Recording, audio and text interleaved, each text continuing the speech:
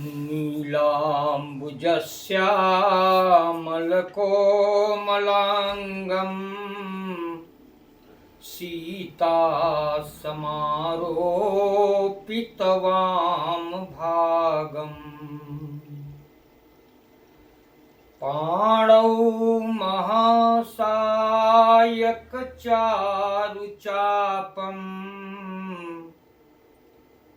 नमामि रामं रघुवंशनाथं नमामि रामं रघुवंशनाथम्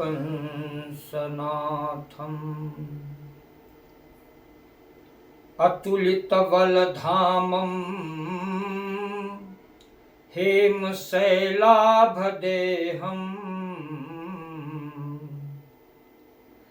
धनुजभनकृशानुं ज्ञानिनामग्रगण्यम्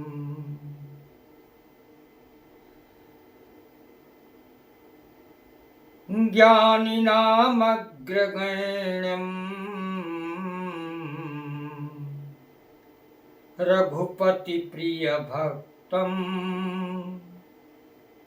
रामदूतं नमामि।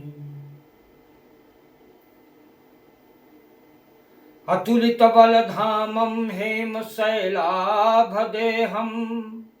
दनुजवनकृशानुं ज्ञानिनामग्रगण्यं सकलगुणनिधानं वानराणां धीशं रघुपतिप्रियभक्तं वातजातं नमामि।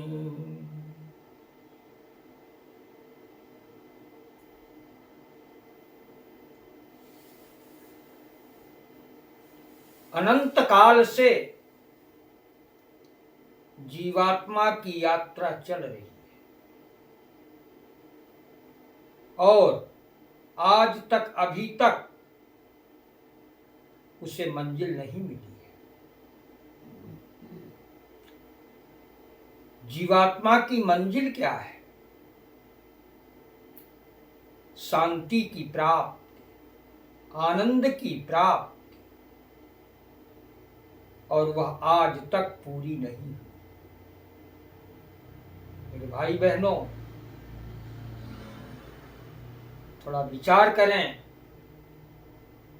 ये तभी पूरी होगी जब जीवात्मा का संबंध परमात्मा से बनेगा।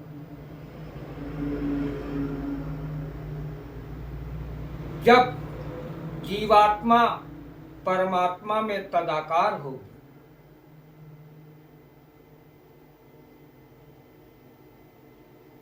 अनंत काल से यह जीव भटक रहा है, तो इसके लिए हमारे ऋषियों ने, मनीषियों ने और संतों ने मानव समाज पर बड़ी कृपा की है, मार्गदर्शन किया है कि यह जीव यदि चाहे तो अपना कल्याण कर सकता है। संत गोस्वामी तुलसीदास रामचरितमानस नामक जिस पवित्र ग्रंथ की रचना की, वह अद्भुत और अद्वितीय ग्रंथ है। 4 वेद, 6 शास्त्र, 18 पुराणों का निचोड़ है, तत्व है। और इस तत्व को जो आत्मसात करता है वो अमर बन जाता है, अमरत्व को प्राप्त कर लेता है। तरिहि न बीनु से मम स्वामी, राम नमामि नमामि नमामि, राम नमामि नमामि नमामि।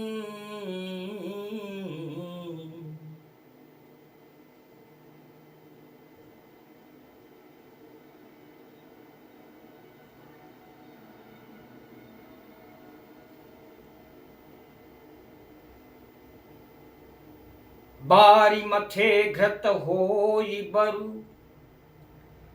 सिकताते बरु तेल।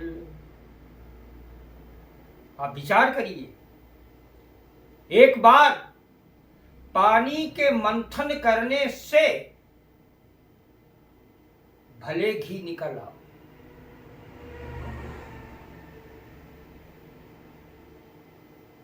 एक बार बालू को रगड़ने से भले उसमें से तेल निकला, लेकिन बिनु हरि भजन न भवतरिया, यह सिद्धांत अपेल।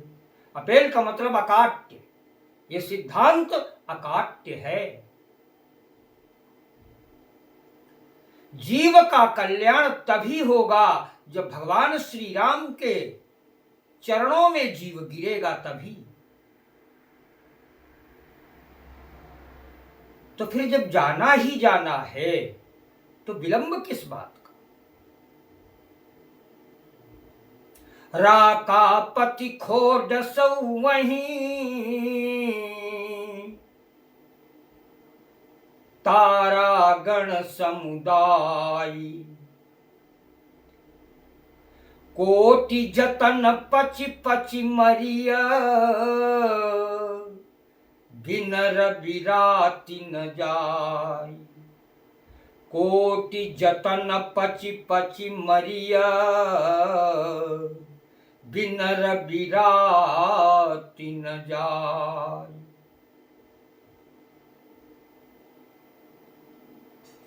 जब तक सूर्योदय नहीं होगा तब तक सवेरा नहीं हो सकता।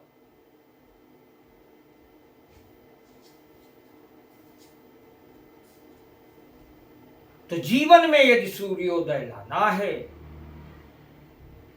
तो भगवत भजन करना है, राम के चरणों में जाना है। लेकिन पहुंचने के लिए 7 सीढ़ियां बताई हैं गोस्वामी तुलसीदास। रामचरितमानस की जो 7 सीढ़ियों को पार करेगा वो राम तक पहुंचेगा, राम दर्शन करेगा, उसका जीवन कृतकृत्य बनेगा। यही महारुचिर 7 सोपाना, यही महारुचिर 7 सोपाना, रघुपति भगति केर पंथाना, रघुपति भगति केर पंथाना। 7 सोपान। अब 7 सोपानों को पार कराने के लिए किसी सहयोगी की जरूरत है। ये जीव अकेला नहीं पार कर सकता। तो ऐसे सहयोगी को ढूंढिए जो 7 सोपानों को पार करा के आपको भगवान श्री राम के चरणों में डाल दे। तो वो कौन सहयोगी है? तो वे हनुमान जी। 7 सोपानों को पार कराने वाले सहयोगी, 7 गुणों को धारण करने वाले हनुमान जी हैं। आप गिनकर देख लीजिए हनुमान जी की 7 विशेषताएं। अतुलित बल धामम, स्वर्ण शैलाभ देहम, धनुज बन कृशानुम, ज्ञानिनामग्रगण्यम, ज्ञानिनामग्रगण्यम।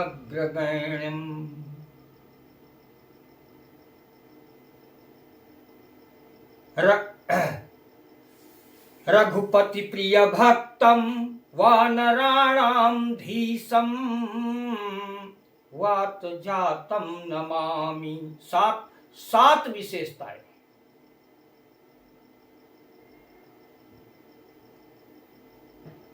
तो हनुमान जी के चरणों में जाना पड़ेगा, उनके कृपा पात्र बनना पड़ेगा। उनके सहयोग के बिना जीव ब्रह्म तक पहुंच ही नहीं सकता। ये स्वयं शंकर हैं, ये स्वयं शिव जी हैं। भगवान शिव की कृपा के बगैर राम दर्शन के द्वार नहीं खुलते। तो हनुमान जी को प्रसन्न करना पड़े।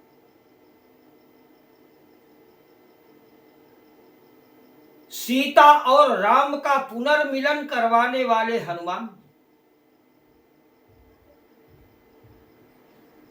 सुग्रीव और राम को मिलाने वाले हनुमान जी, विभीषण राम का मिलाप करवाने वाले हनुमान जी, और कलयुग में तुलसीदास को राम से मिलाने वाले हनुमान जी। तो प्रभु दर्शन के द्वार खोलते हैं बाबा बजरंगबली हनुमान जी।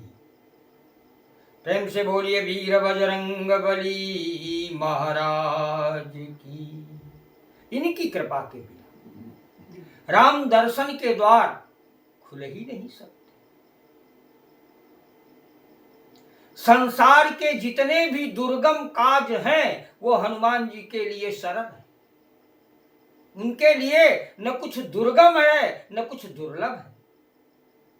अष्ट सिद्धि नवनिधि के दाता, असबर दीन जानकी माता।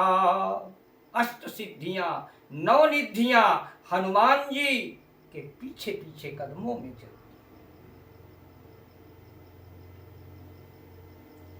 मुझे याद आ रहा है जिस समय समुद्र तट पर सारे बंदर और भालू निराश बैठे थे। 400 कोस का समुद्र उफान मार रहा था, गर्जना कर रहा था,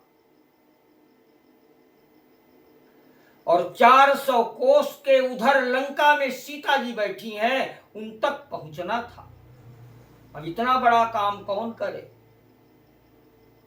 सारे बंदर असफल हो गए।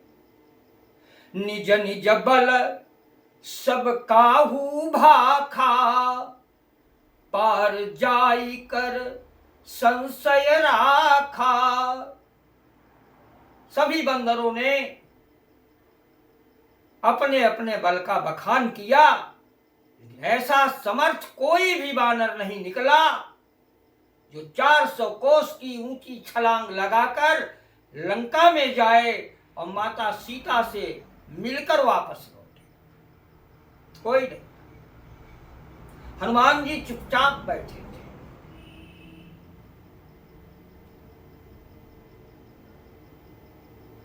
हनुमान जी अपने बल को भूल जाते थे। ऋषि के श्राप के कारण वो अपने बल को ही नहीं याद रख पाते थे। जब उन्हें कोई बल की याद दिलाता था तब उन्हें अपने बल की याद आती थी। उस समय जामवंत ने हनुमान की ओर देखा और कहा, हनुमान जी तुम चुपचाप बैठे हो, तुम अपने स्वरूप का ध्यान करो। हनुमान जी अपने भीतर दिव्य और अलौकिक शक्तियों का स्मरण करो। हनुमान जी, अरे तुम्हारा तो अवतार राम कार्य के लिए ही हुआ है। पवन तनय बल पवन समाना, बुद्धि विवेक ज्ञान निधाना।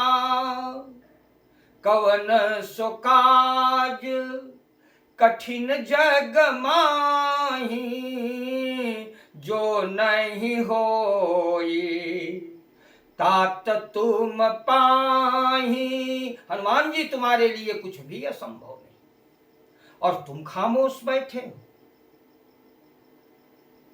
जब ऐसा जामवंत ने कहा तो हनुमान जी अपने बल का स्मरण करते हैं और अपना आकार बढ़ाते हैं। राम काज लगी तव अवतारा, सुनतहि भयउ पर्वताकारा।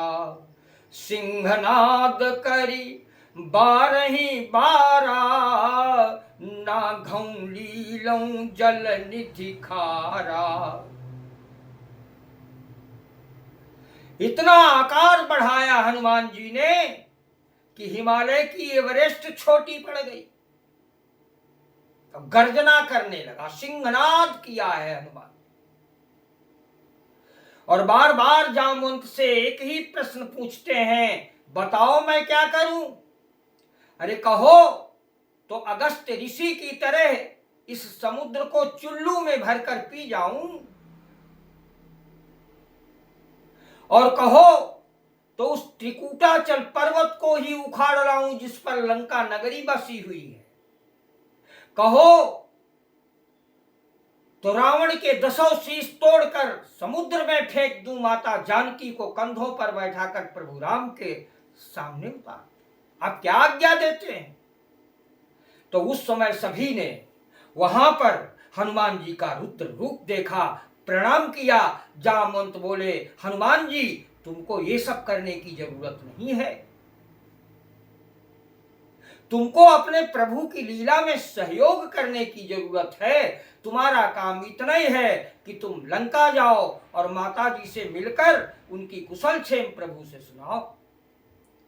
तो सभी को प्रणाम करके हनुमान जी आज लंका चले। कैसे चले हैं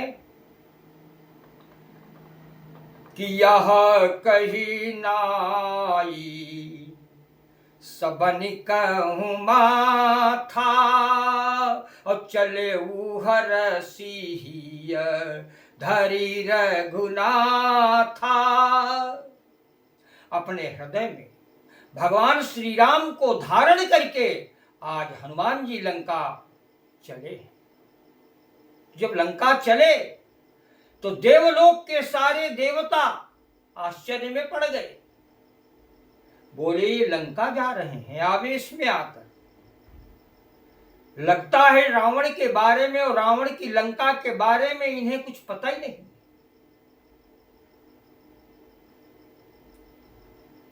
बड़े बड़े देवता रावण की भ्रकुटी को देखकर उनके तलवों के नीचे से जमीन खिसकने लगती। पवन, काल, अग्नि, वरुण, कुबेर ये सब उसके बंदी खाना में पड़े हैं, 9 ग्रह बंदी खाना में पड़े हैं, और उसकी लंका में अकेले जा रहे हैं। तो एक देवता ने कहा, चलो इनके बल की परीक्षा कर ली जाए। कहा, कैसे परीक्षा की जाए? कहा, कोई परीक्षक निश्चित किया जाए और चार प्रश्न रखे जाएं, पता चल जाएगा हनुमान जी में दमखम है या नहीं है, ये लंका जा सकते हैं कि नहीं जा सकते। हनुमान जी के बल की परीक्षा, बुद्धि की परीक्षा, साहस की परीक्षा, धैर्य की परीक्षा, ये कर लिया। का परीक्षक किसको बनाया जाए? कहा, जो बड़ा निर्दयी हो, क्रूर हो। ये नहीं 5 नंबर का हनुमान जी सवाल हल करें और 6 नंबर दे दे, ऐसा उदार परीक्षक नहीं चाहिए। जब 5 अंक का प्रश्न हल करें हनुमान जी तो मुश्किल से 4 ही अंक दे, ऐसा क्रूर निर्दयी परीक्षक। तो एक ने कहा, अरे नाग माता सुरसा को भेजिए। दूसरे ने कहा, कोई प्रमाण है इनकी क्रूरता का? तो उस देवता ने कहा, इससे अधिक प्रमाण और क्या हो सकता है। मां कितनी ही निर्दयी क्यों न हो, लेकिन वह कभी अपनी संतान का भक्षण नहीं करती है। एक नागिन ऐसी होती है जो बच्चे को जन्म देती है और उसी को खा जाती है। सभी देवता मिलकर सुरसा के पास गए। और आज सुरसा हनुमान जी के मार्ग में दीवार बनकर खड़ी हो गई। सुरसा नाम अहिन कै माता, पठैय जाई कही ते ही बाता। आज सुरन मोहि दीन आहारा, सुनत बचन कहा पवन कुमारा। मार्ग में खड़ी हो गई, बोली मुझे भूख लगी है, आज देवताओं ने मुझे भोजन दिया है, हनुमान जी तुम मेरा भोजन बनो।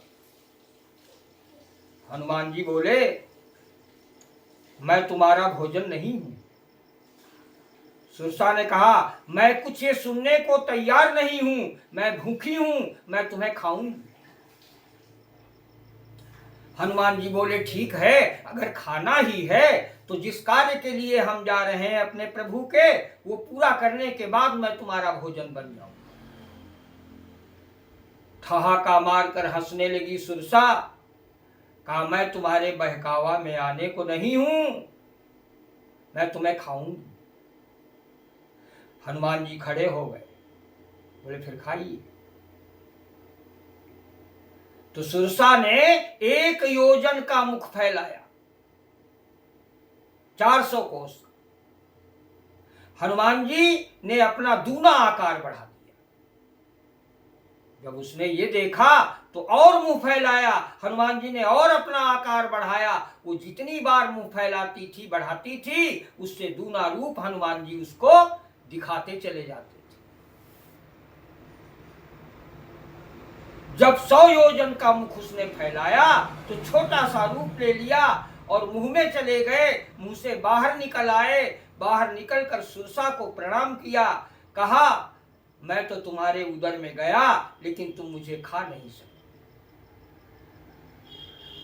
सुरसा असली रूप में आ गई, प्रसन्न हो गई, कहा हनुमान जी मैंने तुम्हारी परीक्षा ली और चारों चीजों में तुम सफल निकले, मेरा आशीर्वाद है। आप जिस उद्देश्य को लेकर जा रहे हैं हनुमान जी, तुम्हारा वह उद्देश्य पूरा हो। ऐसे हैं बाबा वीर बजरंग। कई प्रसंग ऐसे आए हैं जहां हनुमान जी का कोई जवाब नहीं। हनुमान जी हनुमान जी।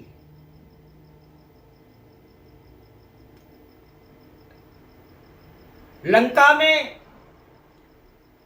राम रावण युद्ध चल रहा था। लंका के सुदृढ़ चारों दरवाजों पर उसके सुभट लगे हुए थे रावण के। अब उन द्वारों को तोड़ना बड़ा कठिन पड़ रहा था बंदरों के लिए, युद्ध चल रहा था। इतने में लंका धीराज रावण रथारूढ़ होकर बाण बरसाता हुआ राम की सेना पर उसने धावा बोल दिया। जैसे पतझड़ के वृक्षों से पत्तों पर पत्ते गिरते थे, त्यों ही रावण के बाणों से वानर पर वानर गिरते थे। हाहाकार मचा दिया रामादल ने। राम की सारी सेना पलायन करने लगी, भागने लगी। कोई हनुमान जी को दुहाई दे रहा है तो कोई राम लक्ष्मण की दुहाई दे रहा है। कैलाश पर्वत पर माता पार्वती जी को भगवान शंकर राम कथा सुना रहे हैं। पार्वती जी चौंक गई। तो शंकर जी ने कहा आप चिंता मत करिए देवी, अभी तो देखने में लगता है कि रामादल परास्त हो रहा है, लेकिन है पार्वती जी, आखिर में जीत इन बंदरों की ही होगी। विकल भालु कपि भागन लागे, और यद्यपि उमा जीती हैं आगे। आगे चलकर इन बंदरों की ही विजय। तो किसी ने पूछ दिया सेना नायक अंगद हनुमान क्या कर रहे थे? तो गोस्वामी बाबा ने बताया कि हनुमान जी लंका के पश्चिमी द्वार पर मेघनाद से युद्ध कर रहे थे, इंद्रजीत से युद्ध कर रहे थे। वह भी अद्भुत अद्वितीय योद्धा था, उससे टक्कर ले रहे थे हनुमान।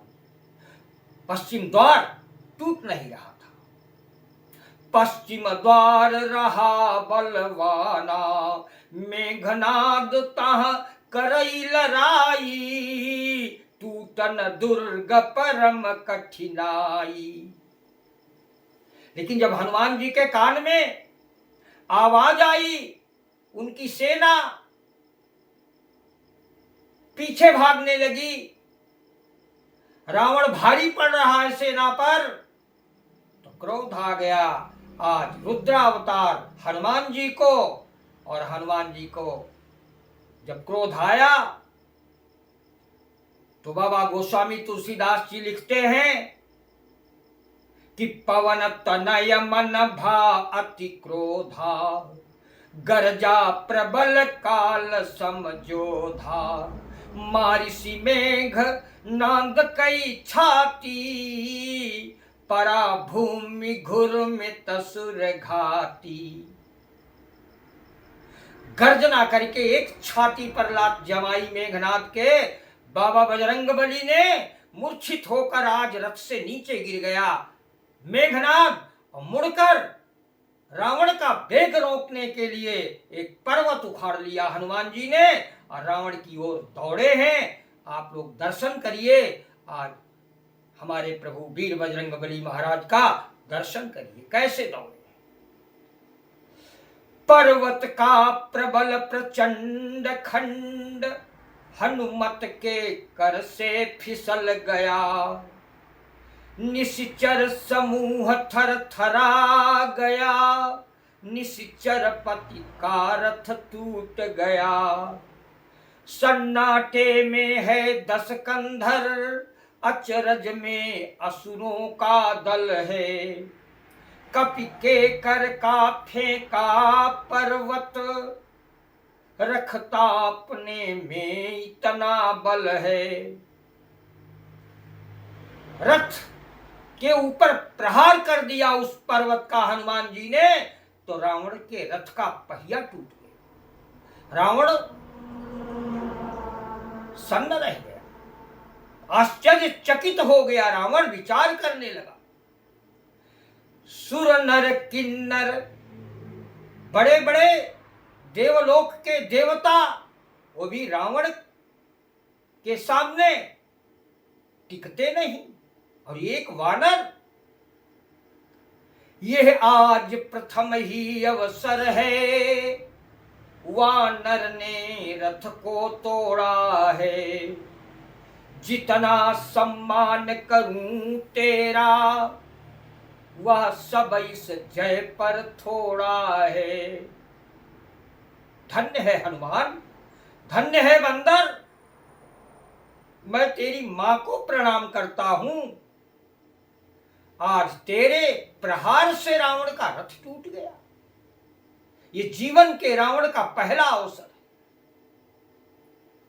फिर बोला और न कुछ है यह केवल ब्रह्मचर्य बल है। तुम बाल ब्रह्मचारी हो कपि, यह ही तुम में सच्चा बल है। रावण बड़ा विद्वान था, ज्ञानी था, समझ गया। कहा हनुमान जी, ये तुम्हारे ब्रह्मचर्य बल का परिणाम है। इतना कहकर वह 10 कंधर बढ़कर हनुमत से लिपट गया। रघुवर का प्यारा कपिवर भी उस 10 कंधर से चिपट गया। रथ से कूद पड़ा रावण और हनुमान जी से मल्ल युद्ध करने लगा। दोनों बलवान थे। झपट झपट झिल झिला झट, झूम झाम झक झोरी, दांव पेंच करने लगे दोनों दोनों। दोनों ही बांके योद्धा थे, दोनों ही मल्ल गुमानी थे, और दोनों ही वीर केसरी थे, दोनों ही अति बरदानी थे। लड़ते लड़ते दोनों को ही 10 घंटे का अवसर बीता, फिर जोड़ तोड़ से जोर हुआ, कोई न गिरा दिन भर बीता। सूर्योदय से सूर्यास्त हो गया, रावण और हनुमान जी का युद्ध बराबर का कटता रहा, हार जीत का फैसला हुआ ही नहीं। तो रावण ने कहा, हनुमान जी फैसला तो हुआ ही नहीं, अब कोई दूसरा उपाय निकाला जाए। हनुमान बोले, तुम ही सोचो कौन सा उपाय निकालना चाहते हो। रावण ने कहा, हनुमान जी अब एक एक मुक्के का प्रहार रहा, जो जिसके मुक्के से अचेत होकर जमीन पर गिर जाए वही पराजित माना जाएगा। रावण बोला, हनुमान जी मेरे मुक्का मारिए। हनुमान जी बोले, नहीं मारा, मैं पहले मुक्का नहीं मारूंगा, पहले मुक्का आप ही मारिए। रावण बोला, क्यों? बोला, बात यह है अगर मैं मुक्का मार दूंगा तो तुम्हारा मुक्का मारने का नंबर ही कट जाएगा, इसलिए पहला प्रहार आप ही कीजिए। रावण से बलवान का खाकर मुष्टिक एक हाथ हनुमान ने दिया भूमि पर टेक।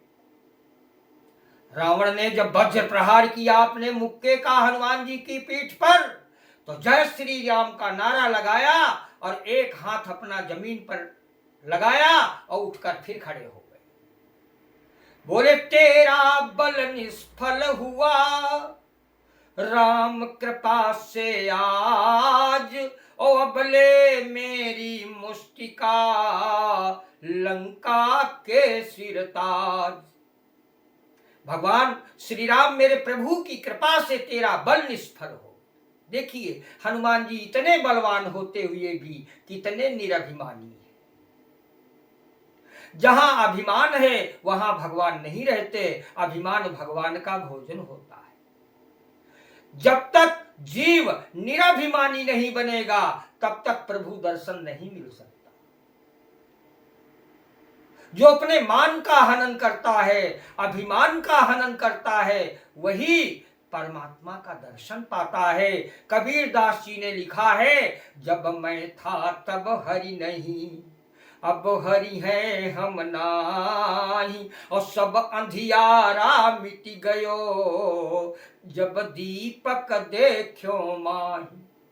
जब तक मेरे अंदर अहम भाव था तब तक भगवान से मैं बहुत दूर था। अब अहंकार का नाश हो गया, अब तो ज्ञान रूपी परमात्मा अंदर बैठे प्रकाश कर रहे हैं, इसलिए अब मेरा साक्षात्कार मेरे प्रभु से हो। हनुमान जी के पास कितना बल है, फिर भी हनुमान जी कहते हैं, हे लंकाधीराज, भगवान श्री राम की कृपा से तेरा बल निष्फल हुआ, अब संभाल मेरी मुक्का। तो जिस समय हनुमान जी ने अपना मुक्का ताना तो हनुमान जी को लगा कि पीछे से हमारा मुक्का किसी ने पकड़ लिया। गर्दन घुमाकर देखा तो चतुरानन ब्रह्मा जी हनुमान जी का मुक्का पकड़े हुए खड़े थे। बोले, अचानक ये कहां से आप, ये क्या कर रहे हो? बोले, हनुमान जी मैं आपको बताने आया हूं, मुक्के का बल घटाओ। हनुमान जी बोले, अरे 1,00,000 हाथियों में जितनी ताकत होती है उतना कम कर दिया। बोले, और घटाओ। बोले, 2,00,000 हाथियों का कम किया। बोले, और घटाओ। तो हनुमान जी बोले, बार बार बता रहे हो और घटाओ, एक बार में बताइए कितना घटाओ। बोले, हनुमान जी तुम खुद नहीं जानते हो स्वयं अपने बल को, मैं क्या बताऊं? आप तो अतुलित बल धामम है, अंतौला बल आपके अंदर है, आपके बल को कौन समझ सकता है जब आप स्वयं नहीं समझ सकते। मैं बार बार इसलिए कह रहा हूं, मैंने जो अपनी फाइल बनाई है, उस फाइल में रावण की मृत्यु भगवान राम के हाथों से लिखी है, तुम्हारे हाथों से नहीं। अगर मारोगे मुक्का ये मर जाएगा तो मेरी फाइल गलत हो जाएगी। हनुमान समझ गए, मुक्के का बल कम किया और एक प्रहार रावण की पीठ के ऊपर हनुमान जी करते हैं। अब ले मेरी मुष्टिका लंका के सिर ताज, मारा मुक्का वीर ने कह कर जय रघुनाथ, रावण मूर्छित हो गया घूमा उसका माथ, कुछ क्षण रही अचेतना फिर बोला 10 शीस, जननी तेरी धन्य है हे बलशाली कीस, सुर नर किन्नर गंधर्वादिक मेरे बल के अधीन हुआ, वही बलशाली आचरण में इस चतरे चेतनाहीन हुआ। तो हनुमान जी रावण से कहते हैं कि तू क्यों 10 कंधर शर्मिंदा है, हनुमान हृदय में लज्जित है, मेरे मुक्के को खाकर भी तू मेरे सन्मुख जीवित है, वह बल है मेरे मुक्के में धरती हिल जाए पल भर में, पड़ जाए जो मुक्का धरती पर धरती धस जाए रसातल में,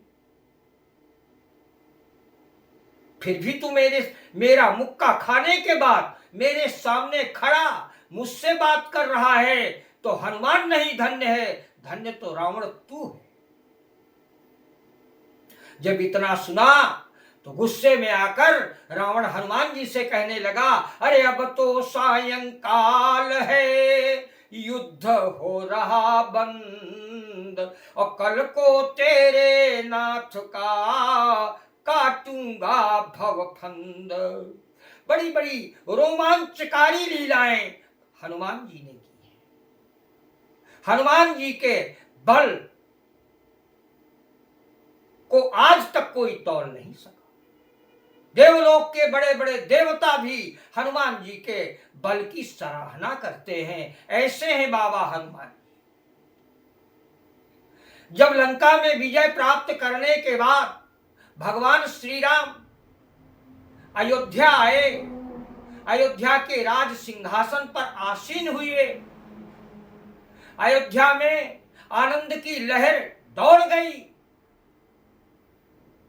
मामला सब मंगलमय हो गया।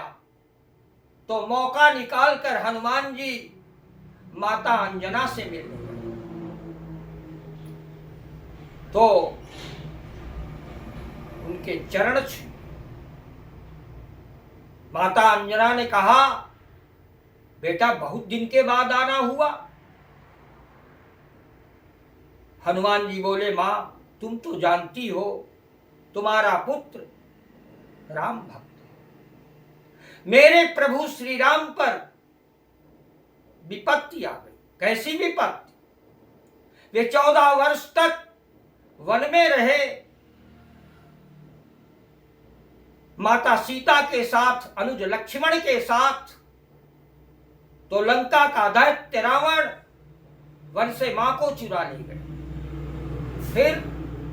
फिर भगवान राम ने बंदर भालुओं की सेना लेकर लंका पर चढ़ाई की, सेतु बनाया, अमुक अमुक योद्धा का अमुक अमुक योद्धा से युद्ध हुआ, अंत में राम रावण युद्ध हुआ, राम के हाथों रावण का उद्धार हुआ।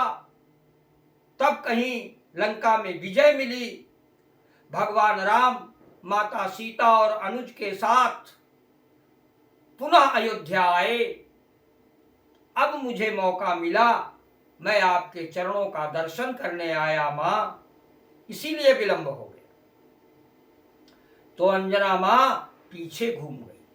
हनुमान जी डर गए, कोई मुझसे भूल हो गई, कांपने लगे। माँ, मैंने कोई अपराध किया? माता अंजना ने कहा, हनुमान जी इधर दृष्टि डालिए, सामने कुछ दिखाई दे रहा है। हनुमान जी बोले, हाँ माँ, सामने तो पर्वत है। माता अंजना ने अपने दाहिने स्तन को दोनों हाथों से दबाया तो दूध की धार से पर्वत राख राख होकर बिखर गया। अंजना बोली, हनुमान तू मेरा पुत्र नहीं है, तू मेरा बेटा नहीं है। अरे तू वहां बना रहा, राम को रावण से युद्ध करना पड़ा। अगर मेरा पुत्र होता तो सारी लंका को उखाड़कर समुद्र में डुबाकर माता सीता को कंधों पर बैठाकर प्रभु श्री राम के सामने उतार देता, तब तू मेरा बेटा था। हनुमान जी के आंखों में आंसू आ गए, मां के चरणों में मस्तक रख दिया। कहा, मां एक बार नहीं अनेक बार ये मेरे मन में आया, मैं यही करता, लेकिन क्या करूं मां, मेरे प्रभु का ये आदेश ही नहीं था। प्रेम से बोलो वीर बजरंगबली महाराज की, अंजनी लाल की, राम भक्त वीर बजरंगबली की। ऐसे हैं हमारे बाबा हनुमान जी। मैं एक बार नहीं, बार बार उनके चरणों में हृदय से नमन करता हूं, वंदन करता हूं। और मेरे वीर बजरंगबली महाराज सभी भक्तों का कल्याण करें, धरती को स्वर्ग बनावें, धरती पर राम राज्य की पुनः स्थापना करें। यही मेरी बाबा बजरंगबली से विनती है, यही मेरी प्रार्थना है। इन्हीं शब्दों के साथ मैं अपनी वाणी को विराम दूं।